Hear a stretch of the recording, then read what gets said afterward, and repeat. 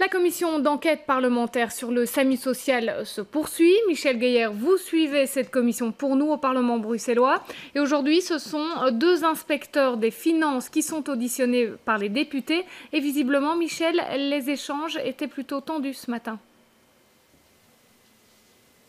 Oui, précisément, ils ont le titre d'invité permanent. Mais vous étiez des invités absents, s'est exclamé à un moment donné le libéral Vincent De Wolf du côté du CDNV. Un des parlementaires demande, mais votre mission était-elle simplement utile? Serviez-vous à quelque chose? Des échanges par moments tendus. En fait, les invités permanents du gouvernement sont venus expliquer, notamment aux députés, que leur mission se limitait à contrôler l'application du plan hiver et pas globalement le fonctionnement du SAMU social. Vous confondez les problèmes, a dit l'un d'eux à un moment donné dans sa défense. Avec nous, un député commissaire, Emmanuel Debock. Vous êtes membre et chef du groupe Défi.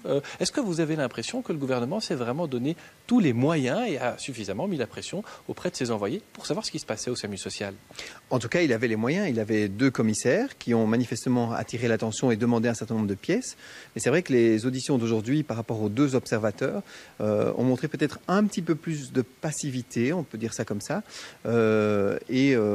Effectivement, ils n'étaient pas invités systématiquement aux réunions. En tout cas, les réunions étant changées en dernière minute, ils n'étaient pas forcément disponibles pour y assister. Et c'est vrai qu'on est resté un petit peu sur notre faim. Ce que vous dénoncez, c'est un système, vous parlez même un peu incestueux entre le SAMU social et la ville. Mais c'est vrai que, notamment, une des personnes était l'inspecteur des finances qui avait remis un rapport sur le non-respect de la loi sur les marchés publics. Et manifestement, le non-respect des marchés publics a continué dans le temps. Et on aurait pu se poser encore d'autres questions, effectivement. Pourquoi est-ce que les observateurs n'ont pas soulevé ces questions tout au fil du temps quand ils ont vu que leurs collègues demandaient une transparence de terminer l'opacité qu'il y avait dans ce SAMU social.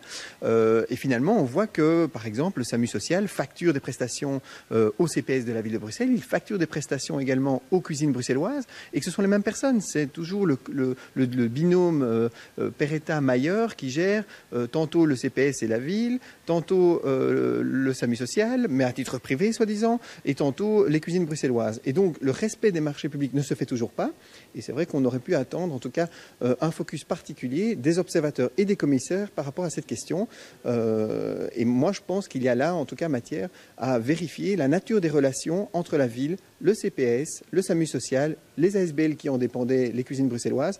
On peut parler effectivement de relations amoureuses, ville-région, ville-CPS. Est-ce qu'on est vraiment, on va être direct, est-ce qu'on est vraiment dans des petits arrangements entre amis ou carrément des infractions à la loi? Ah, mais ça, je pense que c'est tout le rôle de la commission d'enquête de le déterminer. On aura la semaine prochaine Monsieur Stouffs qui viendra expliquer la nature de ces observations et ces contrôles où clairement il a expliqué, il a écrit une note mentionnant que le SAMU social était véritablement un organe public. Peu importe qu'il soit créé par le privé, il gérait des fonds publics et à ce titre-là, il devait respecter à 100% la loi sur les marchés publics. Les PV des conseils d'administration montrent que ce n'a pas été le cas, donc c'est une infraction grave. Pire, on voit que on veut continuer à ne pas respecter la loi sur les marchés publics pour des motifs parfois dits de l'urgence. Or, un hiver, ça se prépare 6 mois à l'avance. Donc, on avait tous les éléments pour respecter la loi sur les marchés publics et on ne l'a pas fait. Donc, je crois qu'on pouvait faire beaucoup mieux que ce qui a été fait et l'enquête déterminera si c'était volontaire ou non. Merci Emmanuel Debock, membre de cette commission d'enquête qui poursuivra ses travaux. Elle espère remettre ses premières conclusions ou terminer ses auditions pour les congés parlementaires le 21 juillet. Prochaine audience, eh bien, ce sera mardi de la semaine prochaine. Merci à vous, Michel, et à votre invité.